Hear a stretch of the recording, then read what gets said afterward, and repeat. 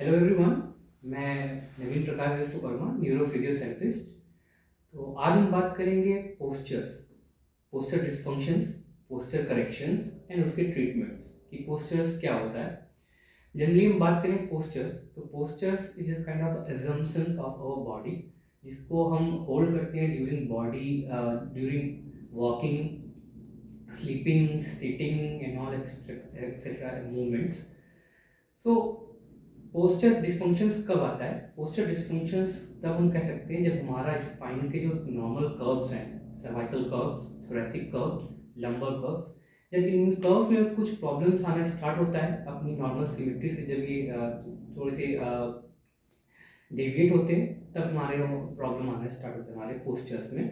अगर हम बात करें सर्वाइकल कर्व्स में, जब कर्व में प्रॉब्लम्स आता है तो कहीं ना कहीं क्या होता है कि हमें कई तरह के muscle tightness, postural dysfunction, biomechanical abnormalities, कई तरह की समस्याओं को देखने को मिलती है, जैसे नेक पेन, हाथों में दर्द, कंधे का दर्द और सर में दर्द। ये सब चीज़ें आप जनरली कुछ प्रॉब्लम्स हैं जो पेशेंट कंप्लेन करते हैं।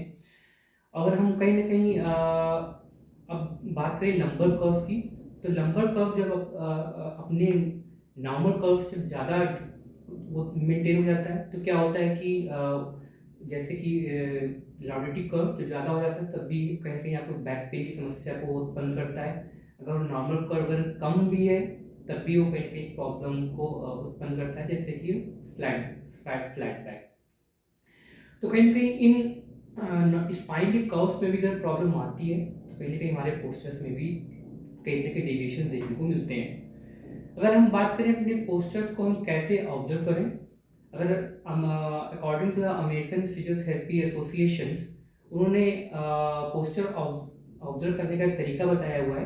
अगर हम साइड लाइन से किसी स्टैंडिंग पर्सन को ऑब्जर्व करें, तो हम उसके पोस्चर को बता सकते हैं कि वो गुड पोस्चर है या फिर बैड पोस्चर है।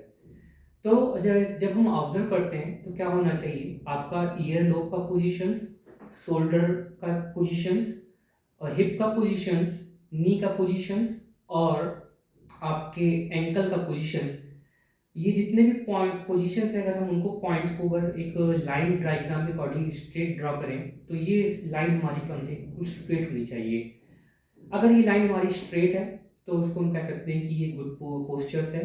अगर ये हल्का सा भी अगर लाइन डेविएट होता है किसी भी पॉइंट से, तो कह सकते हैं कि हम बैड पोस्चर है। तो ये हो गया हमारा स्टैंडिंग पोजिशंस में कैसे हम पोस्चर को एनालाइज कर सकते हैं। अब बात आती है सिटिंग पोस्चर्स में, कैसे हम चीज़ों को एनालाइज करते हैं कि ये हमारा गुड पोस्चर है या फिर बैड पोस्चर है। बैठने के दौरान पे क्या होना चाहिए, सेम वही आपको ऑब्जर्व करना है अपने शोल्डर, अपने ईयर लेवल को, शोल्डर लेवल को और अपने हिप लेवल को। ये तीनों लेवल आपके बिल्कुल एक सीध में होने चाहिए, मतलब एक पॉइंट में होने चाहिए। और साथ ही साथ आपका नी 90 डिग्री से अबव बेंड होना चाहिए और आपके फुट जो है एक फ्लैट सर्फेसेस पे रेस्ट होने चाहिए। तब हम कह सकते हैं कि आपका जो सिटिंग पोस्चर है वो गुड पोस्चर है। स्लीपिंग पोस्चर, कई लोग स्लीपिंग रात सोने के दौरान कई ऐसे ऑकवर्ड पोजीशन को टेन करते हैं, जिसकी वजह से कई तरह के मसल्स टेंशन उनके बैक में, नेक में और हाथों में रहता है, जिसकी वजह से उन्हें कई तरह की दर्द की समस्याओं से ग्रसित रहते हैं। और जैसे कि वो अपना neck pain, low back pain, तरह तरह की दर्द कंप्लेन करते हैं। तो अगर हम बात करें इन सब चीज़ों को कैसे ठीक किया जा सके, पोस्चर करेक्शंस को, डिस्फंक्शंस को, तो कई तरह से फिजियोथेरेपी ट्रीटमेंट में नेक पेन, जैसे अपर क्रॉस सिंड्रोम है। अपर क्रॉस सिंड्रोम मतलब आपका जो सर्वाइकल कर्व से कहीं उस चीज़ से रिलेटेड होता है, जिसमें आपका राउंडेड शोल्डर्स होते हैं और हम आपका जो बैक होता है उसमें स्लाइटली हम्प होता है और आपका जो हेड होता है वो फॉरवर्ड बेंड होता है, जिसकी वजह से क्या होता है आपके अपर चेस्ट मसल्स ये वीक होती है, आपकी अपर ट्रैप्स काफ़ी टाइट होती हैं।